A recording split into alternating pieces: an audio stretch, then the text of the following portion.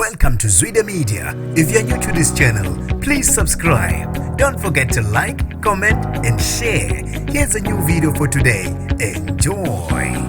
Kube usizi lodwa kushona abantu abathathu kwisphihli sengozi la ukutholane khona imonto encane kanye netruck ku N3 ngase Lions River. Sanibonani nginibingelele ngiphinde nginamukele kuphina kuphi la nibolo khona le video. Mangoqala isijonela elikhasi wamukelekile igama lami ngusibonga konke wakandwande Mothanda ungangibeza intatheli ka YouTube. Zilokhu ziqhubeke njalo nokwanda ingozi zomgwaqo selokhu sengene kwinyanga kaDisemba. Njengoba kushone abantu abathathu owesifazane kanye nababili abesilisa kuyingozi enyanti sayo eyenzeke ku N3 ngase Lions River.